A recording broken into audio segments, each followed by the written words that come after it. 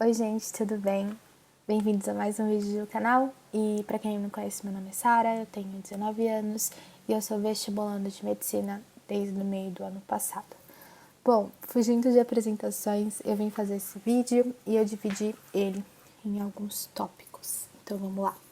Bom, o primeiro tópico que eu decidi separar pra gente conversar um pouquinho foi sobre cursinho presencial / cursinho online.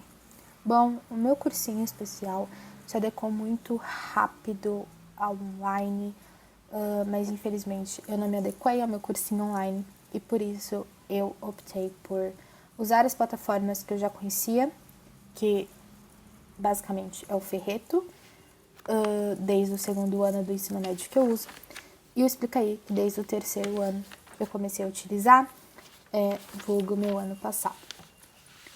Infelizmente, eu percebi que eu não estava aprendendo absolutamente nada no meu cursinho no final de agosto. Isso foi muito ruim, porque eu estava perdida e eu pensei, meu Deus, o que eu posso fazer? Tendo discutindo essa parte, a gente entra no segundo tópico, que é desempenho e metas. Bom, depois de perceber que eu não tinha muito tempo, eu decidi focar em apenas um vestibular. Então, eu pensei, se eu separar um vestibular só para prestar, eu posso dar um foco maior e estudar especificamente para esse vestibular. Não sei se vocês sabem, mas cada vestibular, cada banca, ou seja, cada empresa, entre aspas, que faz a prova de cada universidade é diferente. E o jeito que o Enem cobra as matérias é muito diferente do jeito que a FUVEST, que a Unicamp, que a Unesp vai cobrar esses mesmos conteúdos da gente. Então, uma questão de matriz na prova do Enem é totalmente diferente de uma questão de matriz na prova da FUVEST. E sabendo disso, eu decidi prestar apenas o Enem. Por quê? Porque a faculdade dos meus sonhos tem entrada pelo SISU. Então eu decidi que eu ia prestar apenas o Enem. E eu sabia também que a chance de eu entrar pelo Enem era muito maior que a chance de eu entrar pela FUVEST.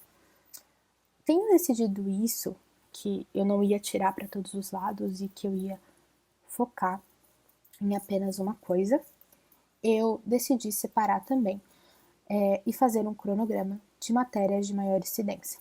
Ou seja, eu ia pegar as matérias que tinham mais relevância para a prova do Enem, fazer um cronograma e estudar mais aquelas matérias. Porque não adianta, por exemplo, você estudar uma coisa que nunca cai na prova do Enem. É mais fácil você dar foco para aquelas coisas que estão presentes todos os anos. Por exemplo, razão, proporção e porcentagem é uma coisa que abrange muitas questões da prova do Enem e são consideradas questões fáceis. Ou seja, se você errar, a sua nota no TRI vai despencar. Então, você precisa dar um foco maior para essa matéria.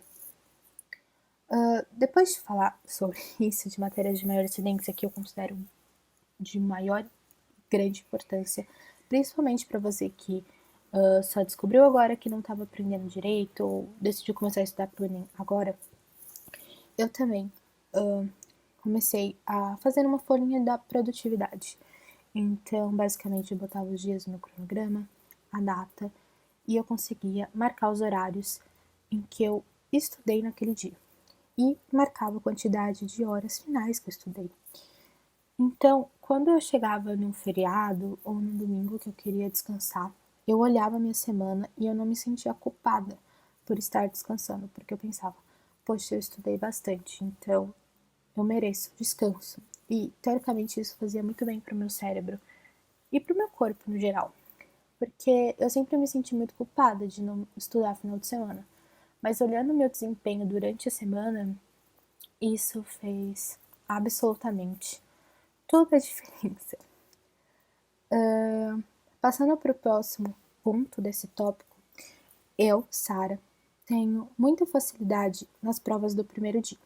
Linguagens, humanas e redação. eu tiro notas muito boas, e agora que eu tô tentando corrigir meus problemas de falta de atenção, graças a alguma coisa superior aos meus estudos, eu já estou tirando 960 nas redações da plataforma que eu corrijo e estou beirando os 40 pontos em ambas as áreas.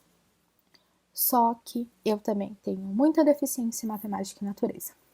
Então, eu decidi dar um foco entre 70% e 80% do meu tempo para essas matérias. Então, para o primeiro dia, eu basicamente só estudo fazendo simulados e corrigindo eles. E para o segundo dia, eu vejo matérias. Então, eu vejo aulas, principalmente agora eu estou fazendo aulas do intensivo do Ferreto e tem sido ótimo, porque eu não preciso ver 30 horas de bioquímica. 1h30 de bioquímica foi suficiente para me aprender e corrigir as lacunas que eu tinha. Então, eu estou conseguindo estudar direitinho e eu estou conseguindo colher bons frutos por isso. Outro ponto, dentro ainda desse tópico, que eu acho importante é determinar uma meta. Então, eu determino X questões por simulado. Então, eu não defini metas nem para as provas do primeiro dia, nenhuma das duas. Mas para as provas do segundo dia, eu defini 3 pontos por área. Então, eu preciso, por simulado, tentar crescer 3 pontos em matemática e 3 pontos em natureza. Então, se, por exemplo, eu comecei fazendo 40 pontos, então no próximo eu tenho que fazer 46 pontos, no outro eu tenho que fazer 52 pontos, e assim por diante. E assim eu vou tentando aumentar as minhas notas. Por enquanto, tem dado certo, mas eu não sei até quando vai dar certo e eu espero que ele continue dando certo. Mas eu acho legal você estipular metas mais curtas, não tipo, no final do ano eu quero estar acertando 35. Não, você pode pensar que, no próximo simulado eu quero acertar mais uma questão, no outro eu quero acertar mais uma questão. E em fazendo essas metas, por mais que elas sejam consideradas pequenas, no final te agrega muito. Então, eu acho isso importante. Bom, o próximo tópico é sobre o meu caderninho de anotações. Não necessariamente você precisa ter um caderno para fazer essas anotações, mas eu acho importante você anotar os seus resultados do simulado. Então, o que eu faço basicamente é enumero todas as questões do simulado, grifo as questões de verde as que eu acertei, as de vermelhas que eu errei, e na frente coloco qual foi o conteúdo que foi cobrado naquela questão.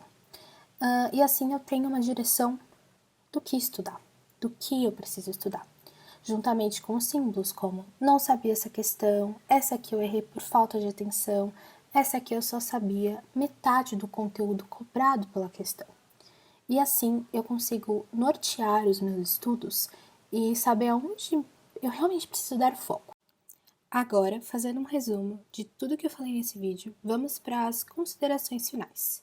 Bom, basicamente, o que eu disse durante esse vídeo, eu vou resumir em alguns tópicos. O primeiro deles é focar apenas em um vestibular.